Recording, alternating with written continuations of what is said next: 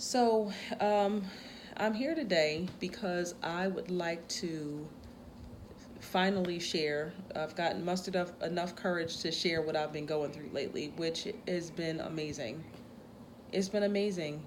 And I don't think I can hold it in any longer. I'm like busting at the seams. I mean, I can only say that what I've been experiencing has been felt like magic a little bit, but it's not because it's real. And, you know, just certain realizations about my life, like my journey, this thing I've been on. I've been going through so much stuff lately that me understanding based off of something that happened last Tuesday, like I finally felt like one with God. Like I finally like felt it. I finally like physically felt it and it was like mind blowing. I wouldn't even know where to begin. And every time I think, as I've told this story to personal friends and really just spiritual connections, I've talked about this in great detail at some point, but I felt a little self conscious because I'm like, wow, I don't know if this, like, how does this happen? Is this supposed to happen this way? Like, I don't know if this is everybody's experience, but I can say that I'm grateful. I'm grateful, and I feel like I need to share it. And as self conscious as I am about sharing this, I feel like I have to. It's like I can't. And everything that's led up to the day, up to this point, has been telling me that I need to share everything. And it's crazy because recently I decided I wanted to be a motivational speaker. I'm like, that's what I'd like to be, a motivational speaker, right? And I'm like, I got to do these videos. I have to have this outline. I have to go by this thing. I need to have programs and enroll people into stuff and have my whole thing set up, or I got to have a business. You know what I mean? And that was really holding me back because I kept feeling like, well, let me think about this from a logistics standpoint. What does that mean? How would I sell the product? And I never really felt inspired to like start developing content. And if that seemed very like not not fabricated, because I mean, people, we need programs. People go to There are people who are good students through programs. I respect it, but that's not really my style. I don't think I've learned the most by using that style, so that was really holding me back. And then again, over the last, I don't know, couple of months, I don't know, I can't even, like, every time I think I'm at the beginning of this story, then I'm like, that's not the beginning. The beginning was longer ago than that. But I had a spiritual awakening, and I finally felt like I was one with God. Like I felt God's presence in my life, like my whole life. You know how people say, "Oh, I had a near-death experience, and this I saw my life flash before my eyes." Well, I didn't have a near-death experience. I was laying in the bed minding my own business when a trail of thoughts turned into a feeling I it just was the most and then so I did, like I said, it's not like I had a near death experience, but I saw my life flash before my eyes, and it was all the single solitary times that God was with me. Like every time I resisted somebody telling me something about God that wasn't true, every time I would like, no, that doesn't feel right. But I wouldn't even really give a whole bunch of honor to that doesn't feel right because I didn't know about that spirit at the time. I was just like, no, don't sound right. My brain would reject it, but I never understood that on a spiritual level. I knew better, and that was it. I knew I was connected with God at some point because I'm like, I know that they're like, oh, you got to pray to this person to get to God. I'm like, that don't really sound right to me. But I never like spiritually identified the fact that it didn't feel right because it wasn't right. That like, so, oh, it didn't feel right because it wasn't right. I gotta pray to who? Like I gotta go to church because God is only in there. Like that's where I have to go to meet Him. Because I thought you was like omnipotent and omnipresent, but you can only meet Him at church on Sundays. Like I just was like, that doesn't make sense. Or just the hypocrisy and the judgment and the condemnation and the shame and the guilt and the fear and all of these things that it forced people to do. And I'm like, I am so grateful that I can say it never felt right to me. Like, how is God love, but God is also jealous and dag? He gonna send me to hell? Like, wow, that's real deep. You know what I'm saying? And it got to the point where I'm not gonna say, but one of my parents was telling me just about my whole entire teenage life. I was on the road to hell. I'm like, dag, the road to hell. But because I'm a clown, I'm like, haha, road to hell. I'm making fun of it or whatever. But it's just like the kind of damage that us not understanding our honest relationship with God, the damage that it's doing to us is unbelievable. And I see it on so many different levels. And it's funny because I had to start with my own house. I had to start with myself and how I operated as a person, and being very thoughtful about how I treat my children and what I'm saying to them, and how I'm interacting with them, and just seeing how, their behaviors that I deemed negative, how I inadvertently caused those behaviors. You know what I'm saying? It was mind blowing. It was humbling. It was scary. It was a lot of things. It was completely terrifying. It was. I was like, oh my God. And I want to say that one pivotal moment in in my journey was reading Post Traumatic Slave Syndrome by Joy DeGruy. Shout out to Joy, because shout out to my sister girl right there, because I'm gonna tell you something. It took me a year to read that book, and the reason why is because it was a lot to process.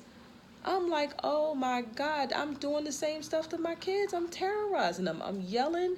I'm screaming. And I wouldn't do that all the time. That's not how I operated in general, because I do know that I am also light. So I had some very loving moments, but the moments that wasn't so nice, I was like, oh, I was looking at myself like, oh, you acted like a monster. And the same stories that they tell about how they got in trouble, they got a beating this day, that makes me cringe. Because they like, oh, that's funny, I got a beating that time. Remember, I was just like, oh, see about that. It's almost like I have to try and wipe this whole slate clean and be like, listen, I know that I did stuff that did not work out right. But if you would just be willing to get on board with me, I would really appreciate if we could heal together. Like, let's just say what it is. We need to heal. And yes, I'm trying to get full participation, because I know that at the core, we are light. We are good people. We have good hearts. And if you look at it, you can see the good. I really think if you look hard enough, you can see the good in everybody. You can. But you can also see how their pain has played out in their lives.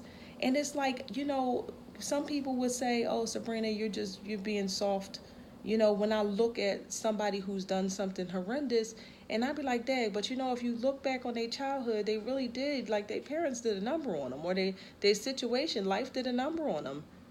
And it's like, yes, we are looking at the victims, and we are with the victims, and by all means, that should never ever happen. I'm not condoning people inflicting pain on one another, period. But how do we keep overlooking that hurt people hurt people? How can we continue overlooking the fact that the people sometimes who do things to you that hurt you are hurting themselves? But how could you ever acknowledge the good in you if somebody's telling you that God is not in you at all?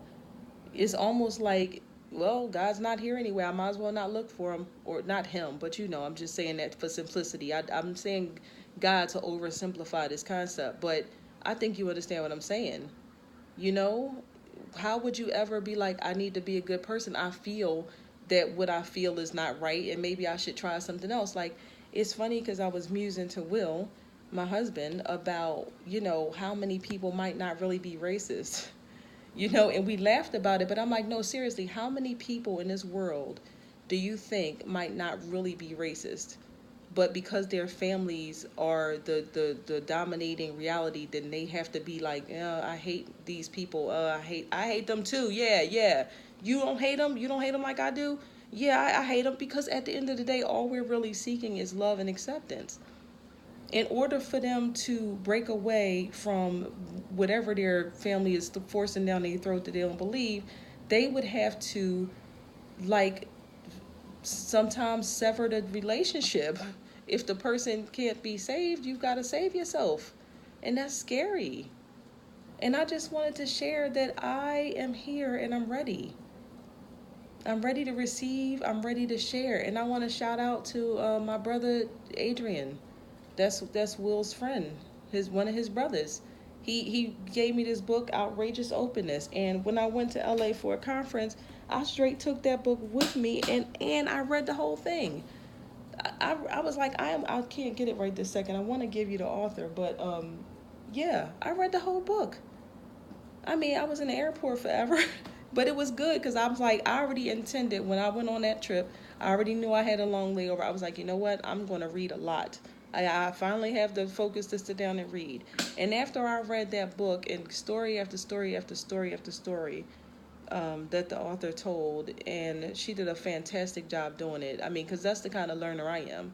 You know, I don't need the statistics and stuff. Like, I know what feels right because intuition and discernment. I'm learning that. I have that now.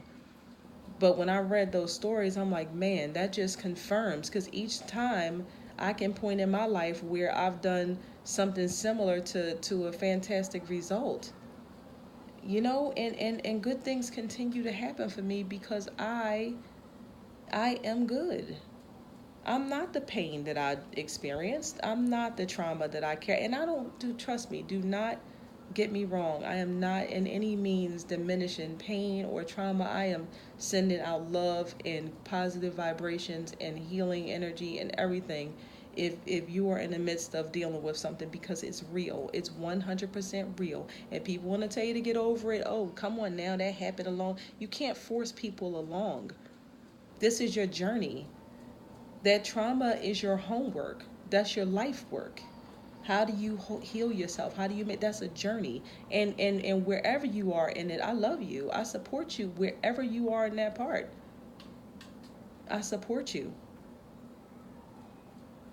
But you know what I think is that if you keep on pushing and you keep on being open and you keep on just having holding space for yourself and keep on being gentle and loving with yourself, because really that's where it starts. It starts with you first. You can't love other people until you love yourself. You really do. You have to love yourself. All of our interactions with people in some way, shape, or form is a reflection of something that's going on with us. So you have to feel love and compassion and acceptance for yourself before you can go dishing it out to other people. And that is also a process. All I'm saying is that I am pushing through to the other side. I am ready to share. I'm ready to be open. I'm ready to accept. And I know I feel like this is an acceptance speech. I really do, because I feel like there's not enough video in the world that can capture the gratitude for the people in this that I've said specifically, and you know, and the people that I just don't have enough time right this second to mention. I really just need to process, and I even feel like I'm a little shaky just because I'm like, I'm tripping. I'm not tripping. I'm on point. But yeah, I just want to share, and it is what it is. And I am sending out love and peace and healing and happiness and hope and strength and courage to love yourself and know that you are whole as you are. You are enough right where you are. You don't have to prove it. You don't have to do anything that is out of alignment with being who you are. You don't have to be the pain. You don't have to be the trauma. You don't owe those experiences another moment of your precious energy in your life. You don't owe those experiences anything else. You've been there, you lived through it, you are still standing, and that's what it's about. I'm going to get back up tomorrow and I'm going to try it again. And I'm going to do it again, and I'm going to try it again. And eventually you might not, might not be a miracle. I mean, trust me, miracles can happen, but it might not just be, oh, 1 2 3, I'm changed, you better change too. But it's a process, and you can learn to enjoy the process. You can learn to love the process, because now you're counting your victories and not your perceived losses, because you honestly never lose. You never lose. You know, you either win, you win some or you learn some. I don't know who to credit that with, but you definitely do. If something is unfavorable, what can we learn from it so we don't have to take the pain, we don't have to take the trauma. It's heavy carrying that stuff. I understand about baggage now. That's heavy. Spiritually, lugging that stuff around, I'm ready to let it go.